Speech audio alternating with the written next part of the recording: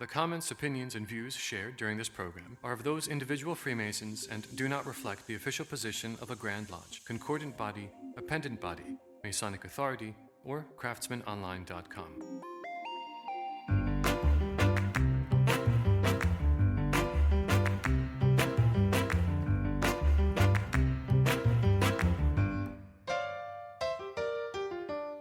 Welcome to the Craftsman Online Podcast, the only 5-star rated Masonic podcast endorsed by the Grand Lodge of New York. Hey, welcome back. It's Right Worshipful Michael LaRocco, and you've joined us for an episode of a replay of our Craftsmen Online Reading Room. We got together and opened up the old reading room at the end of July. We dove into the 3 stages of initiation, spirituality, craftsman, warrior, and magician, written by Brother Angel Millar. Our panel for the evening was Right Worshipful Brother Michael LaRocco, Right Worshipful Brother Cliff Jacobs, Brother Jason Short, and we had a special guest with Angel Millar also joining us. The cool thing about the reading room, as you've heard us describe before, it is free. It's open to anyone who has an interest in Freemasonry or just esoteric thought. We provide the free reading selection for you, and we'll be now doing these on our YouTube live channel. If you want to go ahead and reserve the next date, we'll be opening the doors again on Tuesday, October 30th at 7 p.m. But for now, I'm going to get you over to the reading room already in progress with Right Worshipful Brother Michael LaRocco. Tonight's guest is the author of The 3 Stages of Initiatic Spirituality and Freemasonry, Foundation of the Western Esoteric Tradition, among many other books.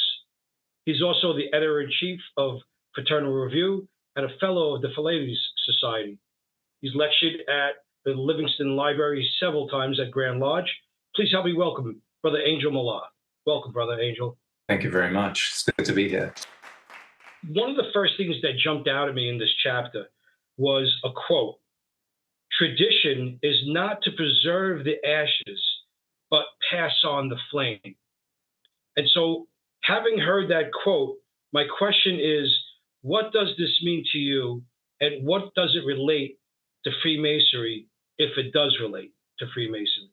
I like that quote as well. And it just said to me that it's a living tradition, not something that's, that's dead, and that, you're passing an actual flame, something that is alive and is still vital and important. And we're not just, holding on to things from the past just because it's, nice to do so or to be loyal to a tradition, but that it's a living thing. That thing should also be alive within us. I feel that this quote really kind of sums up the book in its entirety. It's sort of, and I wonder how Angel feels, but it seems like this is the theme that persists throughout. And as a theme, I also think it's at the heart of a lot of the Masonic ritual that we do. There's a quote, and I'm paraphrasing it, but that from Manly Hall, that the Freemason isn't looking to the altar of a particular religion, but to the light that altar represents, and that's where we go to worship. And I think that light is really the thing that's driving the flame. I know Angel kind of gets into it a little deeper, because even to get that light, there's sort of the fuel of the flame. So I do believe it does relate to Freemasonry and our tradition, and I love that quote as well. Angel? I often use the analogy of painting. I studied fine art many, many years ago. And so, if you're a Freemason, let's say, you are given this ritual, these symbols or whatever to contemplate. And in painting, of course, someone teaches you how to paint. Okay, here are the paints, here's the paintbrushes, here's how to use it. And it's easy to just emulate, right? And it's easy just to repeat the explanations of symbols or whatever and not really think about it deeper. And it's easy to learn a style of painting and just keep replicating over and over again. But the idea of painting, of course, or making movies or writing poetry or whatever, is to go beyond that, right? To the point where you've totally absorbed it, and now you can express whatever it is in your own way, not because you're trying to be original, but because you've integrated it into your being so much that something new just comes out. In Freemasonry, you talk about the symbol without even referring to the sort of official description of it, but you kind of have some new insight into it, which is in line with it. It's maybe a little deeper than that. But, I think in all of these things, especially in any kind of art, of which Freemasonry might be one in a certain sense, I think the point really is to come into contact with your own genius, or to cultivate your own genius, whatever that is, but this sort of higher mind, not even in some mystical sense, or that could be part of it, but tapping into this, one's sort of inner genius, that you can now express yourself in some new way that you never thought you would be able to, because you've developed a technique or skill or what have you. So I think, the ashes are what we are given, the sort of, let's say, the basic structure or whatever, or the basic techniques. And then the flame is this sort of realizing and embodying this sort of genius that is partly us, but comes through the work itself. So, let's say Picasso embodied his genius, for argument's sake. He had to embody it through painting, which he had to learn from someone else. Following a tradition is good, but I think the ultimate idea of a tradition is that you develop your own genius within it.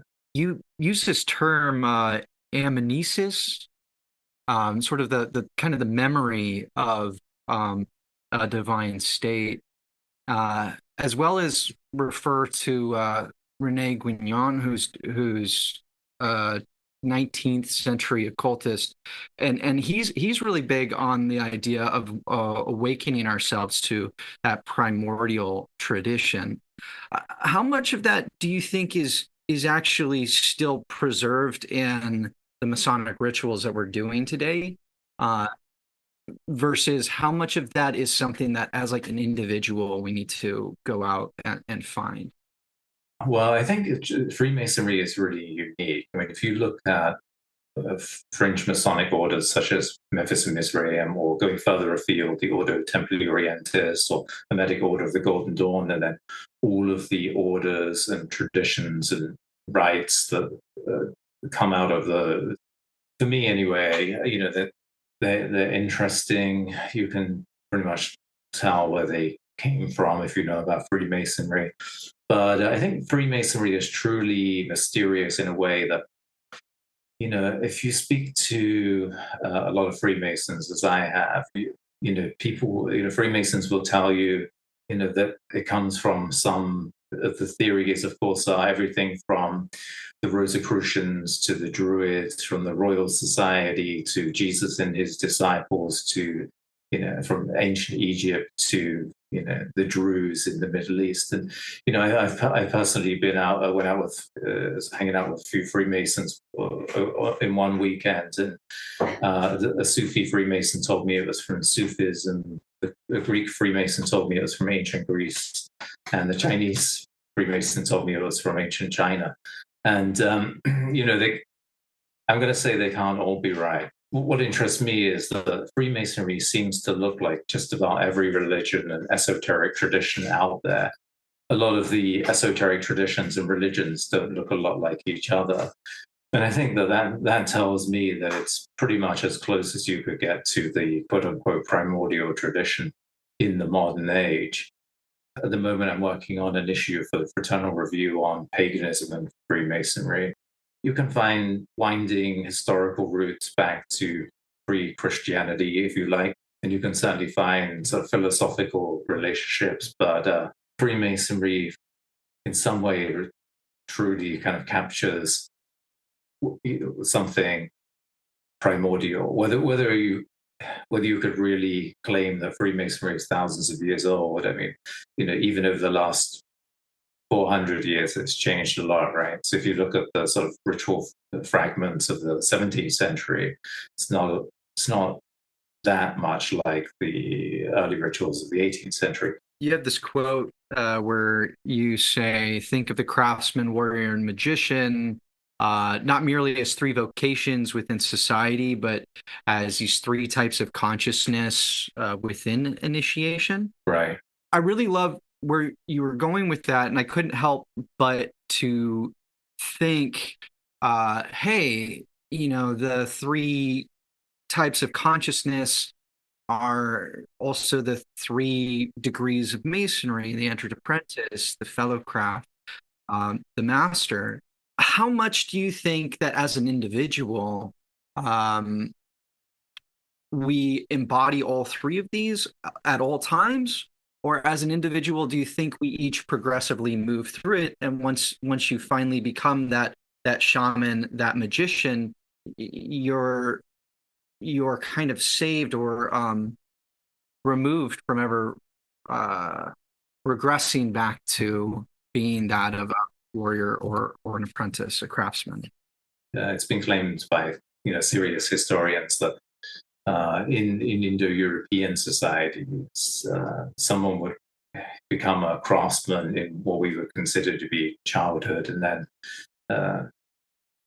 being a he, then he would become a warrior when his body matured and could, fight and hunt animals and things like this. And then later on would become, the sage or the spiritual guide for the society. So, you would move through these quote unquote age grades: craftsman, warrior, magician. And, Indo-European society, the whole notion, although steeped in evidence, it may be controversial for some people, but it spreads across an awfully large swathe of land from Western Europe to Eastern India, and even outside of that. It's personally difficult for me to imagine tribal societies or any society that's developed to any degree without some sort of craftsman, warrior, or magician. And you need someone to create utensils and grow food, and you need somebody to hunt, fight, and defend your people. And you need some people who have enough wisdom to guide you, right? So in regards to the modern age, I think one thing that has happened is that we've sort of let go of the craftsman, right? So people feel that they can use technology as a replacement for actually learning any kind of craft themselves. Recently I was asked if I would use AI to write a book ever, and I thought about it. I mean, it's not my natural inclination, but my answer to that is no, because a lot of authors write because they have an answer, but I write because I have a question and I want to find out something and think about something deeply for a couple of years. Of course, I want to write it well and improve my writing and get better at writing after 20 years of writing. But I want to be fully immersed in it. But a lot of people think that they can use technology to get around not developing any kind of craft or skill. Let's say someone develops a skill, so the craftsman, they develop some kind of warrior mentality of working out or whatever it might be, and then the magicians are using the mind. One of the questions that I had while reading it is, these three, I guess, would you consider them archetypes that we awaken in ourselves, or is it more like alchemy? These are different stages that we pass through, and similar to the process of alchemy, these are stages that we go through as we perhaps get older. I don't know that in our day and age that it's desirable to kind of go up this ladder, except again in terms of old age, that maybe when you're elderly you won't be able to have a warrior's body, and you should be cultivating wisdom. That is true. But I think throughout our adult lives, we need to cultivate all three of these. So we need to have skills. We need to improve those skills always. We need to, develop our body to a certain degree, but we also need to have that sort of warrior mentality of pushing forward, especially in this day and age where everything is very uncertain, and we need to cultivate wisdom as well. But I would say, that said, saying you could kind of see them as place more emphasis on the warrior, on the on the magician or wisdom as you get older, let's say, or more on learning skills when you're young. Historically, you do find that these three kind of work together. So Plato said education should be through philosophy, music, and wrestling, right? So philosophy is the magician, wrestling is the warrior, and music is the craftsman. And you see that in different cultures. Even Sufism during, I think it was the 12th century, maybe 13th century, they went from being sort of lone mystics to forming guilds. And their Sufi schools were based on the structure of the crafts guilds. And then they obviously were teaching Islamic mysticism, and then they adopted the code of Muslim warriors, fatwa. So you have, the craft guilds, the crafts, warrior, fatwa, and the magician. Hello, Craftsman Online podcast listeners. This is Brother Jason Short from the Craftsman Online Reading Room. Save the date, Tuesday, October 30th, when our reading room opens at 7 p.m. Eastern as we welcome our special guest, Brother Mark Stavish, author of The Path of Freemasonry. We will be discussing Chapter 8, Occult Masonry of the 18th Century. Get the reading materials, the link to join our YouTube live event, and email your questions for the panel discussion at craftsmanonline.com. That's craftsmanonline.com. See you on October 30th.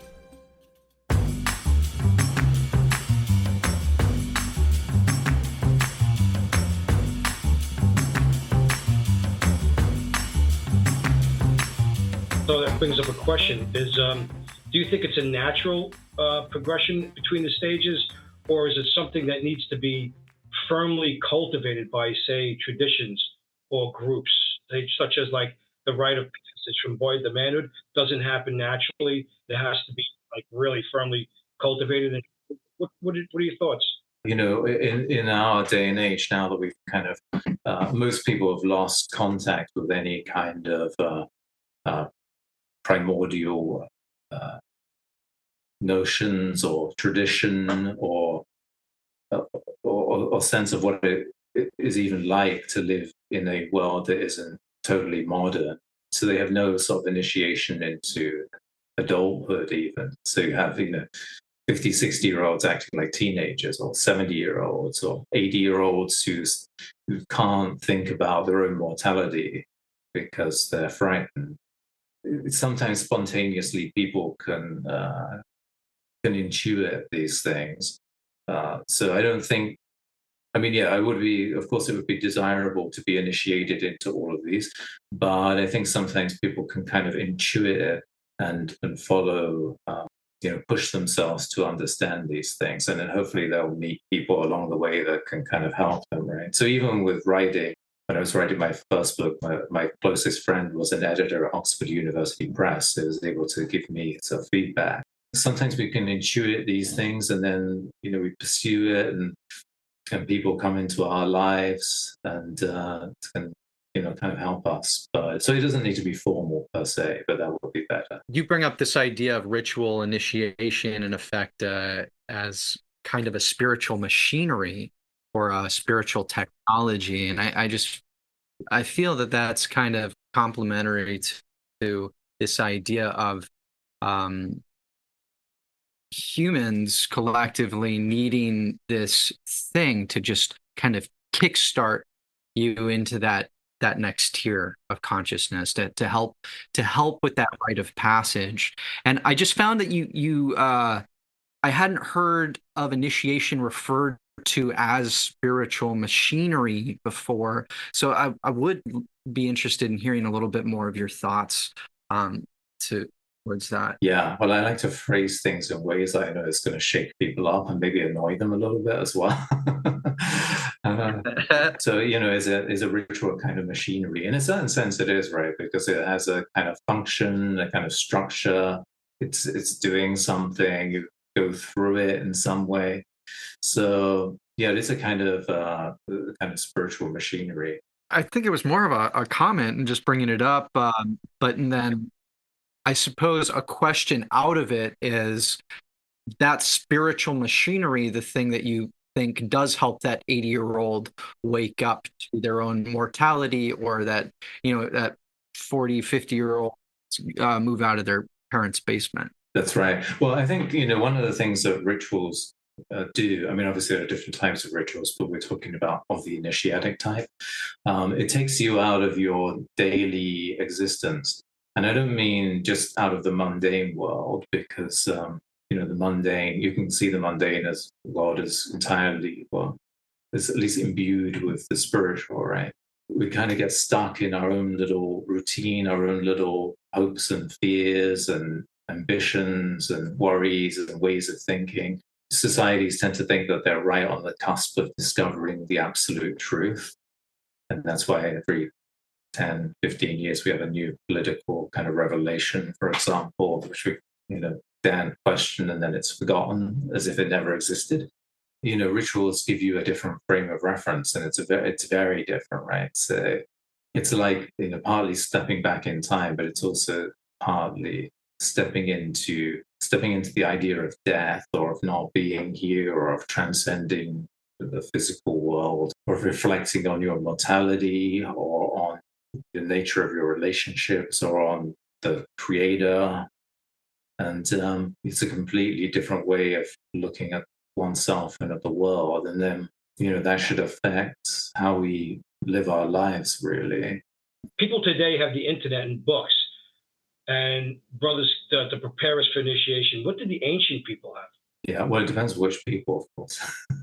But, they either had, one book or maybe a few books, or they had stories and traditions, and they had guidance from their parents and from, if we're talking about male initiation, older men in society, right? But they had an oral tradition where they could memorize large volumes of mythology. So, even today, there's prestige in memorizing the Quran in Arabic, word for word, the entire Quran.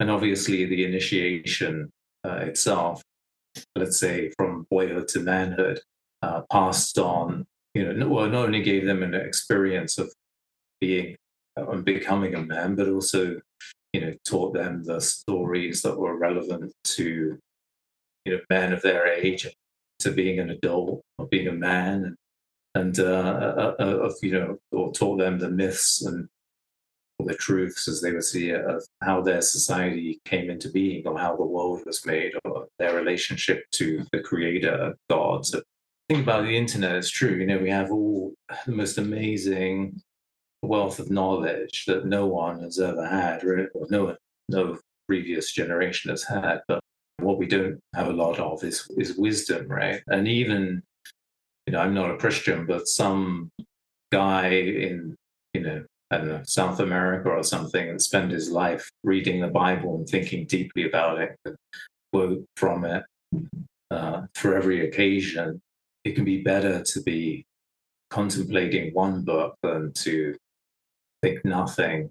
There is a tradition in Benedictine monasteries called Lectio Divina, where you read a passage, you contemplate it, you read it again, and then you sort of allow yourself to sort of, your mind to just not go blank, but just abide in the presence of God. If you do that with an ancient text, you get all that kinds of ideas come to you. If you do it with a modern text, you get nothing come to you, because it's written in a totally different way. The Craftsman Online podcast is now sponsored by BricksMasons.com, our favorite destination for all of our Masonic shopping needs. Whether it's apparel for yourself or a cool gift idea for another brother, make BricksMasons.com your online marketplace where tradition meets innovation. September is when New York lodges and Masons return to our labors. So whether you're looking for a new apron, maybe for your officers or just as a visitor, a Masonic ring for yourself, a hoodie to stay warm at your kids' fall sports games, or a cool cotton t-shirt for the weekend, Bricks Masons has you covered with your Masonic needs. Their products cover all of our Masonic bodies with unique items for your home, your car, and just about every type of Masonic thing you could ever imagine. If you can think it, Bricks Masons can work with you to create it and personalize it to make it your own. Visit BricksMasons.com and explore their extensive catalog. Elevate your Masonic experience with style and substance. Plus, Craftsman Online podcast listeners use promo code Craftsman, that's CRAFTSMEN, at checkout to enjoy free shipping with your first order.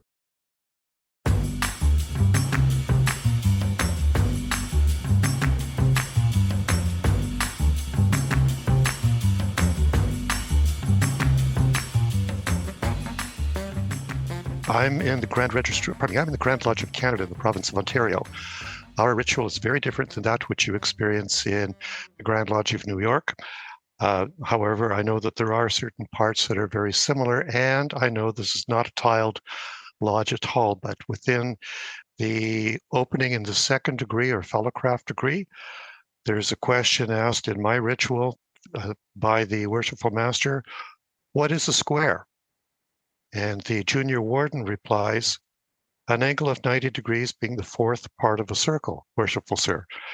Of course, we can get into some of the history of that Euclid is the one who gave the definition of a square as being the fourth part of a circle, and it was 300 years after his death when others developed the degree system, so 90 degrees being the fourth part of a circle is understood. But in terms of craftsman, warrior, and magician, it occurred to me that the craftsman would hear that and would understand that the square is to be able to guide his work and to test his output.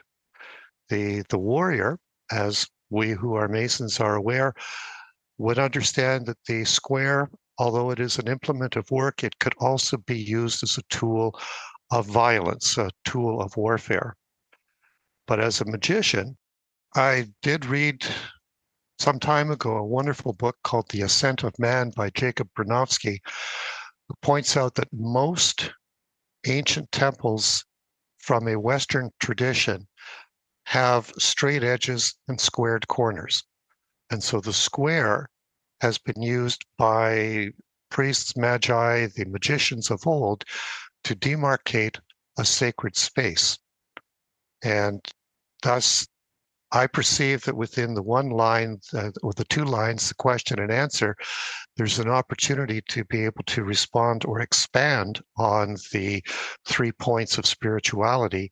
Brother Angel, I would be very interested in your perspective on that. Am I on the right track? Have I started to grasp what you've shared with us? Well, I would say that you're on the right track in the sense that I talked about, cultivating your own genius. So maybe you've got something that needs to be cultivated. So I'm a little reluctant to talk about symbolism in the sense that, or in as much that symbols can be misinterpreted, right? Or people read too much into them. Someone will say, "Oh, I saw a point in a circle in some wall in some temple from 10,000 years ago. That's a Masonic symbol, so therefore that's the origin of Freemasonry." It's complete nonsense, and that's how people think. But okay, you have a challenge to me, right? So the square for the craftsman, warrior, magician, and this is off the top of my head. So sure, right? The craftsman, already we know the square is used to create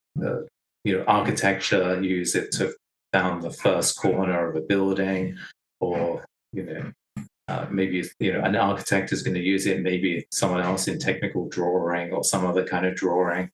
In martial arts, you might stand with your feet at a 90-degree angle, or maybe one leg is slightly forward, which would give you pretty much Euclid's 47 proposition if you were to map it out. And then the magician. The magician is a little trickier, but immediately one thinks that sort of squaring the circle and union of the male and female.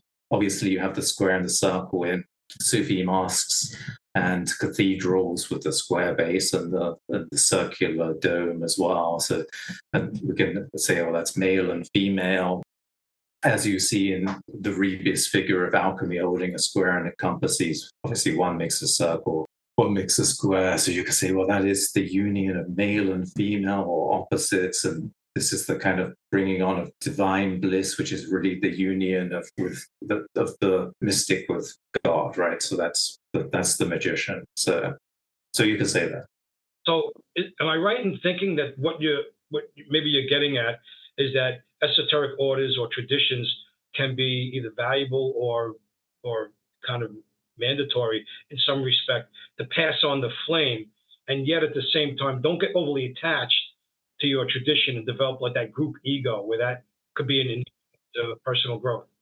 Yeah, so I think, whatever tradition you're a part of, that can be something, a skill like painting or music or whatever, or it can be, let's say, an esoteric tradition. I think people get too stuck on the idea of the tradition these days. People have asked me if I'm a traditionalist, and I say that I'm a traditional anti-traditionalist.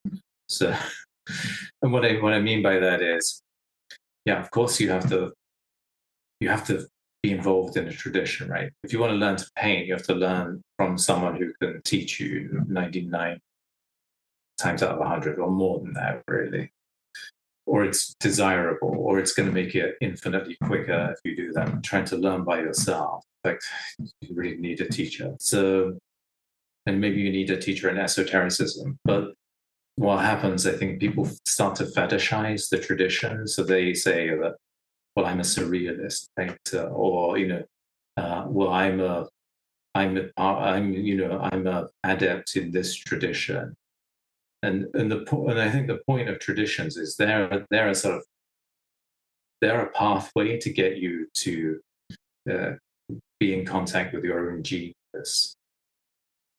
And people get too stuck in the idea that they're in this tradition and I've got these particular secrets, and I just went through this degree and I learned these new secrets that you didn't learn, and therefore I'm a bit better than you. And it's not really what it's about. It's supposed to be getting you to cultivate your genius. And that means, in a sense, going beyond the tradition. You can still be part of it, but let's just make something up. Let's say someone joins an esoteric society that's allegedly, beyond Freemasonry or whatever, and they have all these secrets. Well, that's great. But, how's that changed your life? Usually it doesn't change it at all. How's it changed them? Usually it doesn't change anyone at all. So, the point is, it should change you. It should change the way you live your life. And you should be expressing it in some way, whether that's through writing or art or music or just, public speaking or whatever, or martial arts or some skill that you've developed that it somehow just channels into. In regards to were they concerned with the individual, I would say probably most ancient cultures don't really have a concept of the individual, or at least not in the same way that we do. Usually the concept is more about family or lineage or tribe or your allegiances. So if you read, the Norse sagas, for example, it's probably the same in the ancient Greek as well. But so, there isn't really such a thing as an individual. Everybody's linked together, and their fates of people are intimately tied together. So there isn't just an individual. There are different overlapping groups that are all bound to each other. And then, of course, there is of course, people are regarded as different. So, everybody has their own fate, but everybody's fate is kind of tied up. So even in supposedly at the end of time, the gods and the enemies of the gods destroy each other. So even their fates are tied up together. So there isn't really the individual as such. I mean, of course, there are persons, but there aren't really individuals. Everything is kind of bound together, right? So even in Hinduism, right, Brahman, dreams the world into existence. Everybody's part of that dream, and then then it eventually dissolves, or he breathes it out and then breathes it back in. This kind of thing. So Vishnu would do that. There are lots and lots of books written about ancient pagan practices, for example, but there isn't very much that survives, and it's just sort of fragments. You can't really say what people are practicing. I mean, you could say what people are practicing today, let's say in a tribal society, in regards to ancient cultures.